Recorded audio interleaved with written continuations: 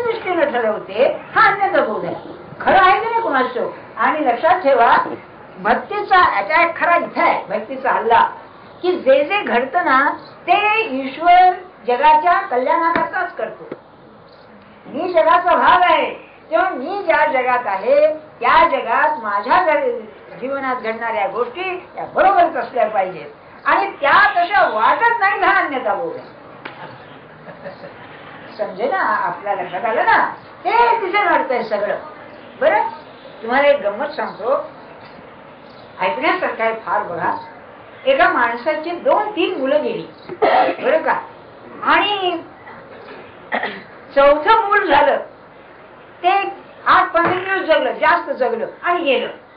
नवरा बायकोनं दोघांनाही वाईट वाटलं. बघा, कर्मधर्म संयोगानं त्या बाईला जॉन्डिस झाला, कावीळ झाली त्या बाळपणातच, आणि त्याची 3 महिन्यात गेली.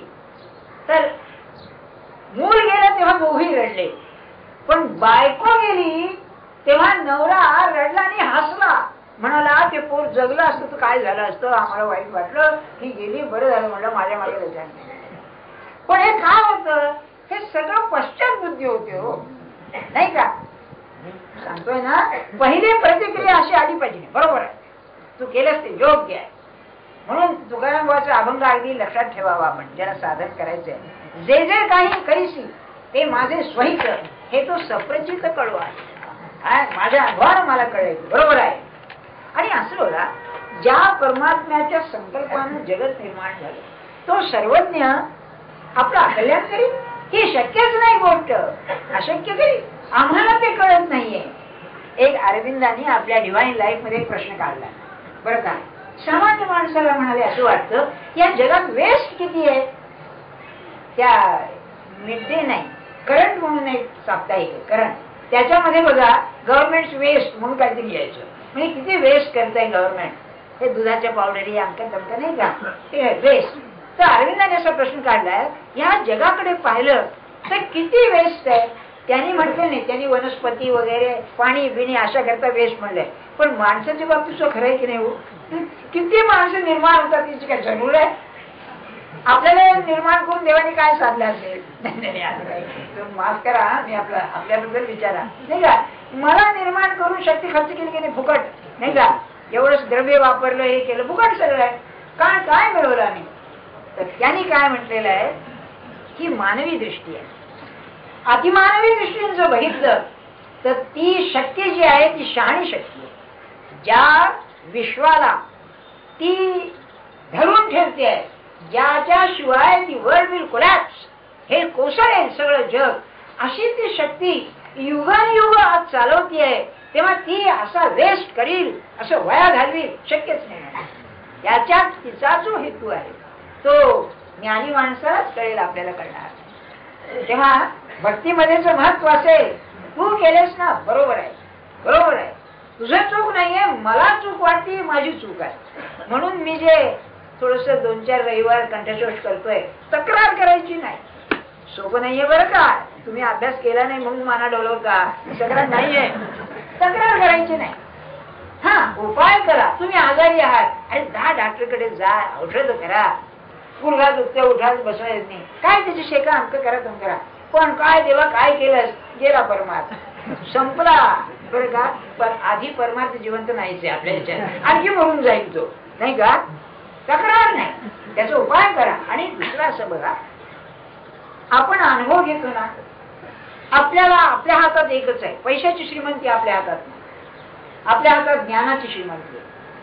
किंबहुना महाज्ञानी जे लोक होऊन गेले सगळे गरीबच होते, जंगलात राहिले, एक वस्त्रांनिशी राहिले, ज्ञानी पुरुष मोठे मोठे, बरे का.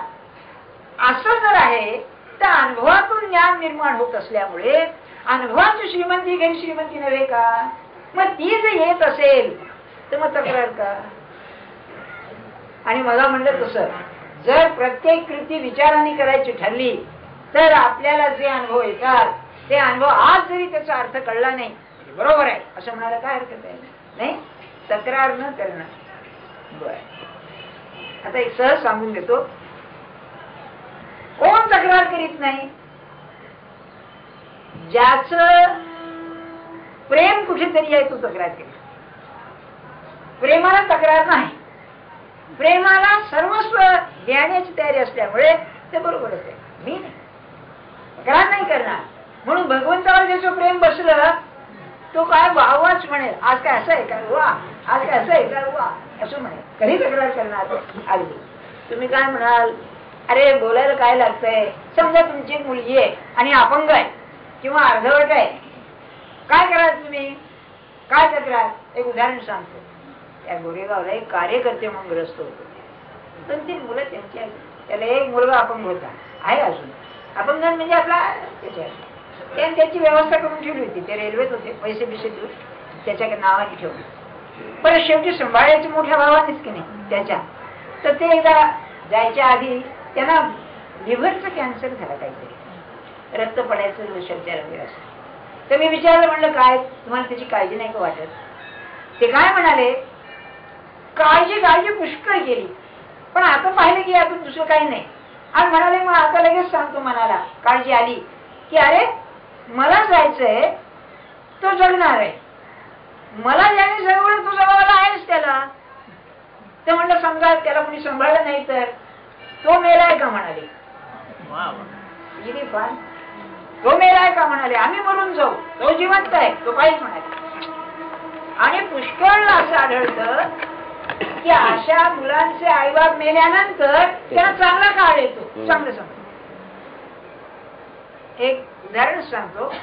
एक 2-4 वर्ष उत्सवाला येणाऱ्या एक बाई होत्या. कटकट बघा, नवऱ्याचं असताना अगदी पोरं बाळांचं नेसून काय सगळे. आणि नवरा गेला, ते मला काही माहित नाही. त्या आल्या आणखी, बरे म्हणलं केव्हा गेले व काय, थोडे 2 मिनिटं रडल्या. पण लगेच मला काय म्हणाल्या की म्हणजे बाबा रडायचं कारण नाही, आमची परिस्थिती सुद्धा तिथे गेल्यावर म्हणाले. तुम्ही असं करू नका. पण जीवन कसं आहे बघा, जीवन कसं आहे, अनुभवाची श्रीमंती पाहिजे. अनुभवाची श्रीमंती कशी मिळेल सांगा. तुम्हाला हिमालयात जायला पाहिजे आणि रोज 11 वाजता जेवायला पाहिजे, चहा पाहिजे. कसं होईल मला सांगा. काहीतरी धसकाधसकी होणारच की नाही. हा अगदी मरेपर्यंत नको, मरून नका जाऊ, पण मागे पुढे होणारच की नाही. आपलं हे सगळं असं आहे, आपले तंबू रावट्या मच्छरदाण्या घेऊन आम्ही हिमालयात जाणार नाही का. कसं काय व्हायचं मला नाही. काय मी सांगतो ना, सत्पुरुषाला आपल्याला बघून काय वाटत असेल की सारी माणसं आहेत तो कोण आहे नाही का, असं विचित्र आहे काय. असं सांगण्यात हेतू काय आपल्याला, अन्यथा बोध म्हणजे काय, जे जसं आहे ते तसं न दिसणं हा अन्यथा बोध. आणि वासना जर कमी झाली तर पहिला अनुभव येत असेल जग जसं आहे तसं दिसायला, जगाचं स्वरूप जसं आहे तसं दिसायला. माझ्या डोक्यात एक प्रश्न आला की आपण इतकी माणसं आहोत ना, प्रत्येकाचं जग खालती आहे की नाही. तुम्ही तुमचं जग जगता, मी माझं जग जगतो. प्रत्येकाचं जग निराळं आहे बघा. काही साम्य असे पण वेगळं वेगळं जग आहे. समजा आपण असं केलं, हे जग जग म्हणतं ते आहे तरी काय, तर समजा सगळ्यांची जग एकत्र केली तर हे जग होईल का.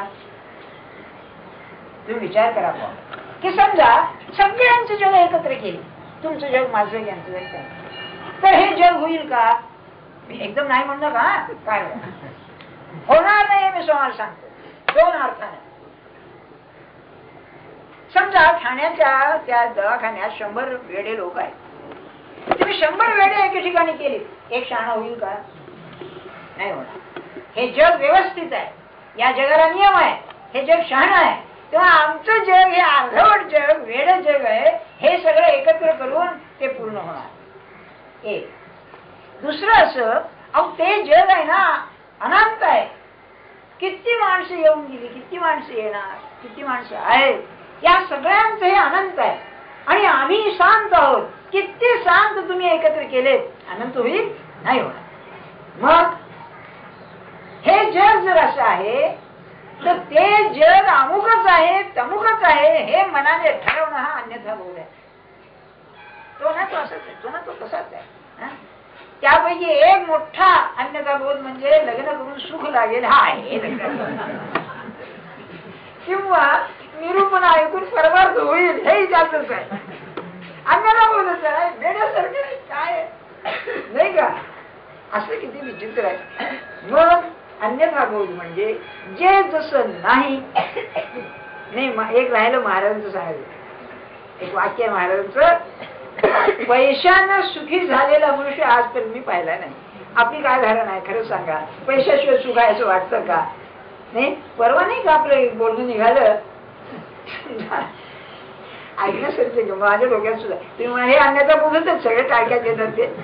मी म्हणलं असं झालं, तुमचे गुरु आहेत, अतिशय निष्ठा आहे तुमची, आणि ते मरायला टेकले, आणि तेवढ्या वाईट वाटतच की नाही हो, काय गुरु जाणार म्हणजे काय, आधार केला आपला, एवढ्यात की नाही बँकेत तुमचे 50,000 रुपये आहेत, आणि बँकेबद्दल आलं जरा म्हणण्याची शक्यता आहे, तर मनात काय वाटेल खरं सांगा? गुरु काय हो, देहाने गेले तरी आहेत, तिकडे जात आहे,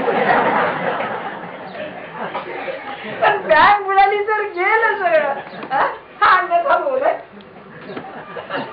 अन्यथा म्हणजे आमची काळजी तसं नाही म्हणून जगाचं खरं स्वरूप कळायला लागतं वैराग्य आल्यावर. वेगळेपणे पाहता येतं ना. आमच्या तर्कशास्त्रामध्ये ऑब्जेक्टिव्ह थिंकिंग म्हणून असतं. शास्त्रज्ञ सुद्धा अगदी वस्तुनिष्ठ राहू शकत नाही, स्वतःच त्यात येतं थोडस. अगदी वस्तुनिष्ठ, वस्तू जशी आहे तशी.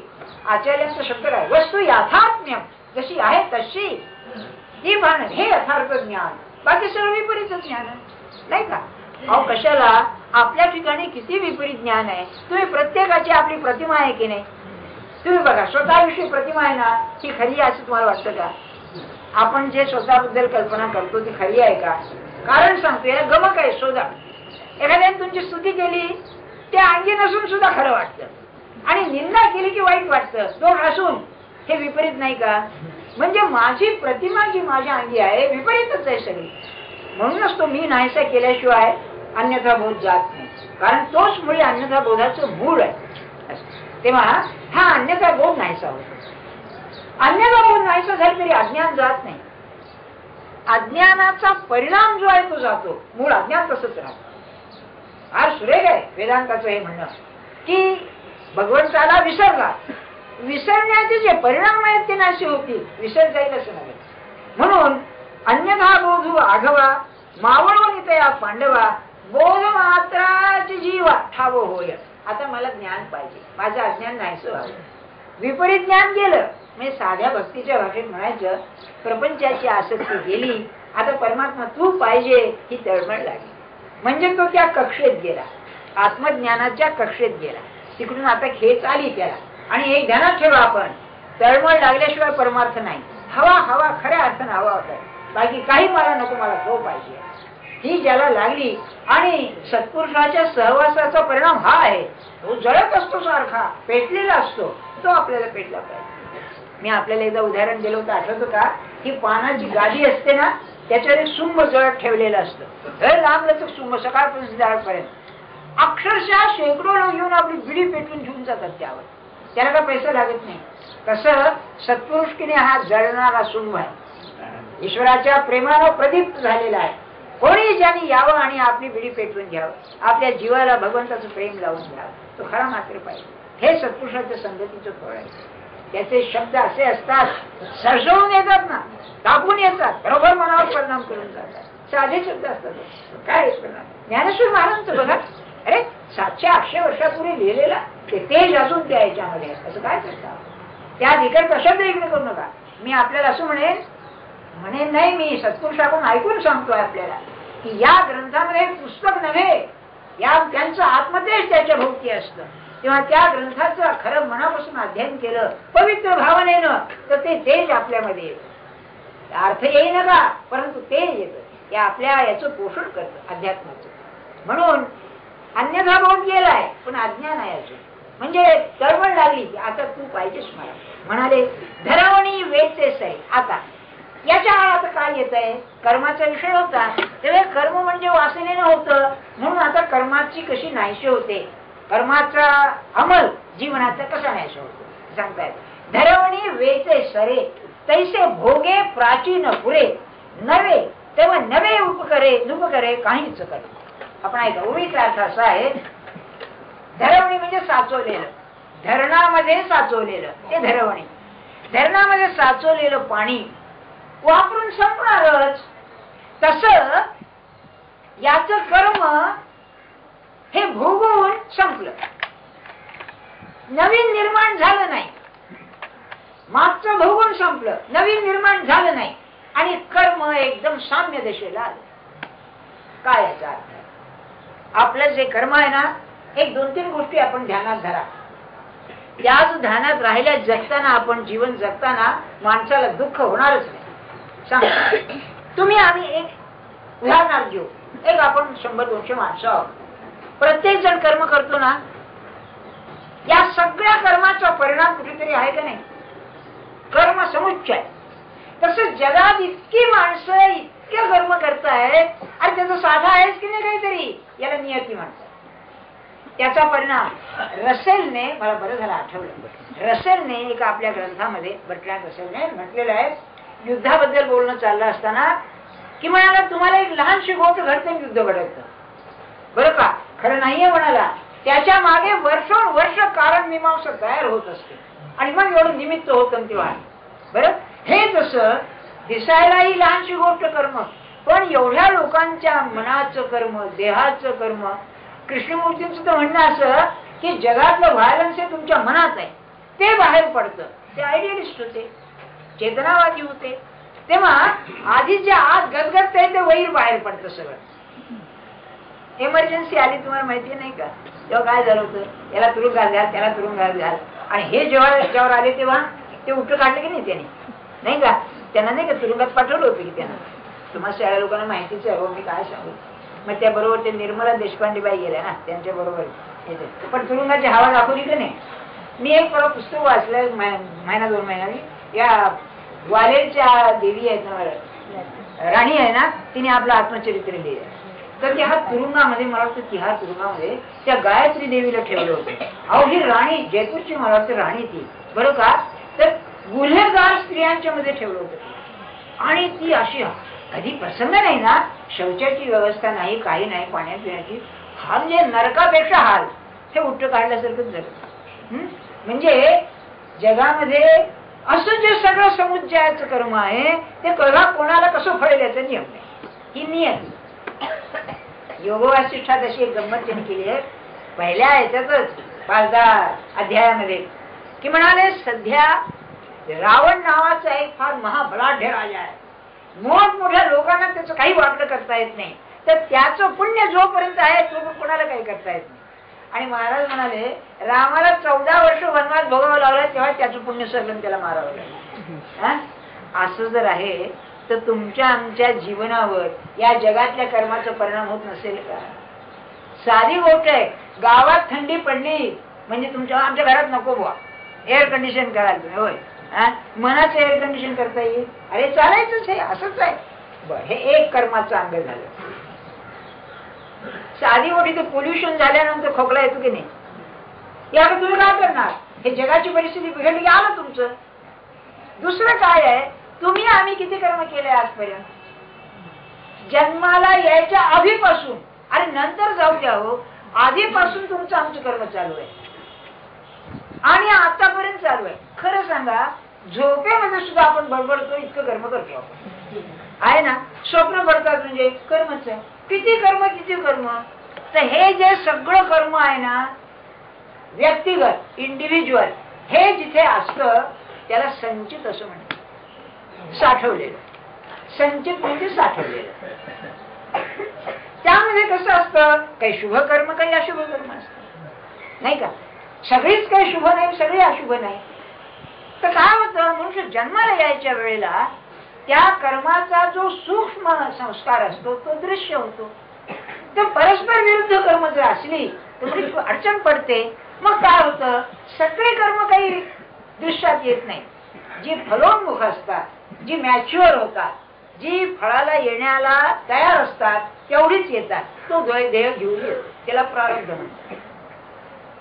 संचित म्हणजे मोठा साठा, त्यातला जो लहानसा साठा आहे जो दृश्यात आला तो प्रारब्ध. आणि प्रारब्ध आलाय, भोगतोय आणि नवीन कर्म करतो, त्याला क्रियमाण असं म्हणतात. बरोबर, हे शास्त्राचे भेद आहे. संचित, प्रारब्ध, क्रियमाण. तर कर्माचे 3 अंग आहेत. त्यातलं न बदलता येण्यासारखं कोणचं आहे, प्रारब्ध. कारण दृश्य सूक्ष्मातून दृश्यात आल्यानंतर तुम्ही त्याची तीव्रता कमी करू शकाल, नाहीच करता येणार नाही. मोठ्या मोठ्या नेते तुमची आणखी काय करते. आणि कुंडलीवरून याचा अंदाज येतो, काय होईल सांगता येत नाही. पण पैशाच्या दृष्टीने हा भिकारी राहील, पैशाच्या दृष्टीने श्रीमंत होईल, किंवा वैवाहिक सुख बरं राहील किंवा बरं राहणार नाही, पोरं याला सुख देणार नाही, असा अंदाज सांगता येतो, बाकी नाही. प्रारब्धाचा खेळ असा बरं का. मग प्रारब्ध टळत नाही ते असं. प्रारब्ध कर्माणा भोगावेव क्षया. शंकराचार्यांना भगेंद्र होता, फिस्टुला. काय कारण होतं? रामकृष्णांना कॅन्सर झाला. काय कारण होतं? हा देहाचा योगच.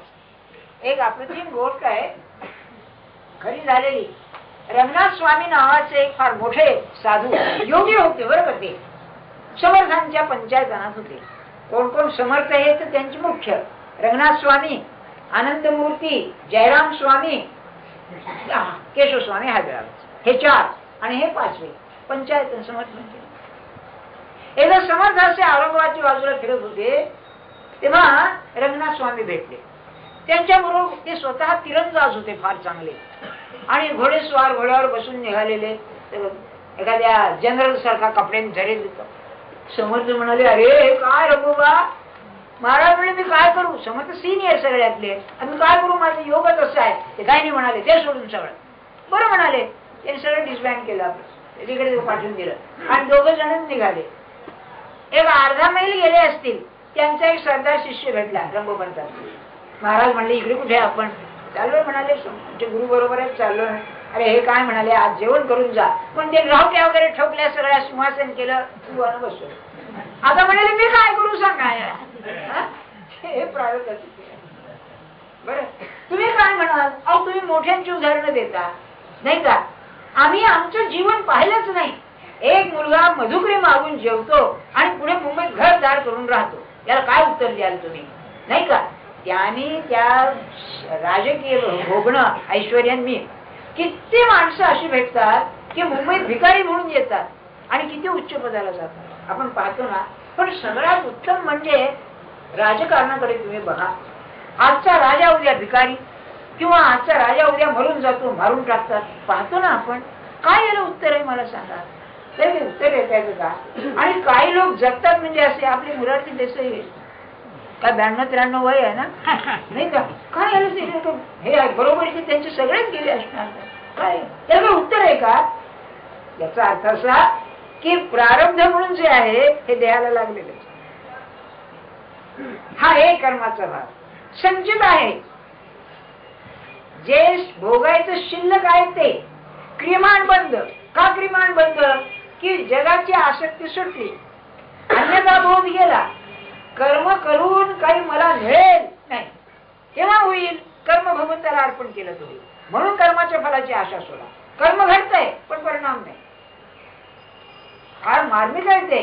कर्म करून फलाची जर आशा नसेल, निस्वार्थी कर्म असेल, त्याला ते नैष्कर्म्य म्हटलंय, तर कर्म करून सुद्धा ते संचितात जाणार नाही, करून न केल्यासारखं होईल. आणि याला उत्तम उदाहरण म्हणजे अगदी व्यवहाराचं उदाहरण. तुम्ही डेप्युटेशन वरती गेलात, काय तुमचं आहे पगार मूळचा चालू, इकडे काम फुकट करून घेतात.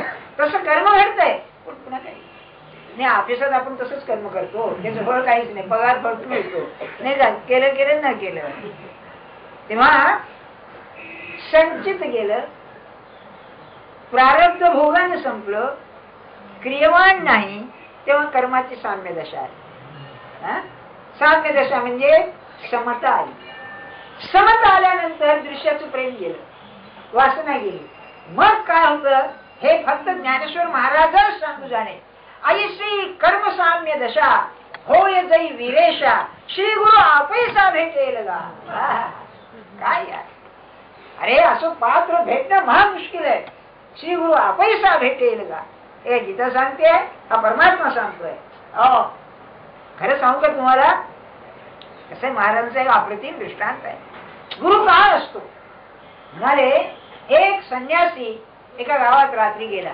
राहायला जागा पाहिजे, कुठे राहायचं, दारं बंद सगळी. तेव्हा त्यांनी काय केलं, शेजारी एक टेकडी होती गावाची, टेकडीवर गेला आणि टेकडीवरून गावाकडे पाहिलं तर घरात दिवा दिसला. एका घरात वरून पाहिलं तेव्हा दारं बंद होती, वरून आमच्या घरात त्या दिशेनं तो आला आणि दारावर थाप मारली. लोक जागे होते. तसं सत्पुरुष हा आध्यात्मिक उंचीवर असतो. त्या आध्यात्मिक उंचीवर गेल्यानंतर या जीवात काय, या जीवात काय, या जीवात काय त्याला दिसतं आणि मग म्हणून श्री गुरु अल्पैसा भेटेल का. त्यांचा दृष्टांत कसा आहे, साखर टाका मुंग्याला आमंत्रण करावं लागत नाही. रामकृष्ण म्हणाले कमळ उवललं की भुंग्याला आमंत्रण करावं लागत नाही. तसं आम्ही तयार झाल्यानंतर गुरु भेटेल का नाही याची तळमळच नको. अरे त्यालाच जरूर आहे जास्त आपल्याकडे. जीवाचा उद्धार करण्याची जी तळमळ आहे ती त्याला जितकी आहे तितकी आपल्याला तयारी व्हायची नाहीये. म्हणून तो येतो. पण श्री गुरु आपैसा भेटेल का, काय केवढा आश्वासन आहे मला सांगा. या पुरुषाने आज देऊन ठेवलंय तुम्हाला. अरे तयारी व्हा, कोणी भेटेल. काय सांगू आपल्याला. महाराज म्हणाले की जर खरी अशी तळमळ लागली पृथ्वी दुहंब होईल, त्यातून संत वर येईल आणि तुमचं काम करेल असं बोलले. काय सांगा, कोणी ते सांगा. काय बाबा आपलंच घोडं पेन खाते काय सांगा. नाही काय 18वा अध्याय म्हणजे काय छोटी लक्षण. मग पुन्हा वाचतो ओवी ऐसी साम्य दशा. सारा अर्थ घ्या. प्रपंचाची आसक्ती ज्याची सुटली बस तेवढी ते प्रारब्धन विरब्धन सगळं सोडून द्या की नाही. पुढे प्रपंच पुरे. आता मनातून बाहेरून नाही, तू घरीच राहील पुरे. आता अजून आसक्ती नाही. ऐसी कर्मसाम्य दशा होय जाई विरेशा मग श्री गुरु आपैसा भेटेल का. कसं होतं म्हणाले, रात्रीची चौपाहरी वेचली या अवधारी डोळ्यात तमारी मिळे जैसा. सूर्याची उपमा दिली आहे श्री गुरुला. तर रात्रीचे 4 प्रहर म्हणजे पहाट झाली, रात्र संपून 4 प्रहर संपून पहाट झाली. पहाट झाली की तसा सूर्य वर येतो. तशी ही अज्ञानाची रात्र आहे, ही देहबुद्धीची रात्र आहे. ही संपली की गुरु हजर. तमारी, तम म्हणजे अंधकार, अज्ञानाचा नाश करणारा हा तमारी आला. का येऊन फळाचा घडू पारुषवी केळीची वाढू गुरु भेटवून करू पाडू बुभुत्सू तैसा. केळी आहे, झाड वाढलं, फळ लागलं की वाढ थांबली किंवा रात्र संपली की सूर्य आला. तस तुम्हाला तळमळ लागली, जिज्ञासा झाली, बुभुत्सू म्हणजे जिज्ञासा ती झाली की गुरु तसा येतो. गुरुला बोलवावं लागत नाही. मी तुम्हाला सांगितलं ना, अगदी खरं आहे. शिष्य भेटतात, गुरु भेटणं फार कठीण आहे. म्हणजे या दृष्टीनं. आणि गुरु असेल तर शिष्य भेटणं कठीण आहे त्याला, हे तर खरंच. पण गुरुला वाण नाही. आपल्या देशात तुम्ही अगदी घेऊन चाला. इथे महात्मे, एक एक महात्मे असे आहेत त्यांना बरोबर कळतं. 1-2 मिनिटात एक गोष्ट सांगतो आपल्याला. काय आहे, एक मी मागे सांगितले, डिटेल सांगत नाही फारशी. एक रेल्वेचा गार्ड होता, त्याचा मुलगा तोही रेल्वेत लागला. दारू प्यायचा भयंकर. आणि नवरा बायको घरी, बाप मरून गेला, आई मरून गेली. भयंकर दारू प्यायचा, 2-2 दिवस घरी यायचा नाही. त्याचा एक गुरु होता म्हणजे बापाचा, तो यांचा एक संन्यासी. तो तिकडे हिमालयामध्ये असायचा. आणि त्यांनी सांगून ठेवलं होतं तो वर्षातून एकदा भेटून जायचा संन्यासी. त्यांनी सांगून ठेवलं होतं केव्हाही जरूर लागली तरी माझं स्मरण करा मी येईल. तर हा मुलगा असा दारू पिऊन बेहोशून यायचा घरी. बाई अतिशय कंटाळली हो, तरुण मुलगी. तिने की नाही रोज त्यांची प्रार्थना करायची की तुम्ही एकदा या. त्याला तिकडे अस्वस्थता भेटावचं वाटे सारखं. आणि तिला एके दिवशी अति तळमळ झाल्यावर तो आला, संन्यासी आला. आल्यानंतर उघडलं दार, येऊन बसा म्हणाले. त्यांनी सांगितलं बा असं असं आहे, भयंकर दारू पितात, असू दे म्हणाले. एक अर्धा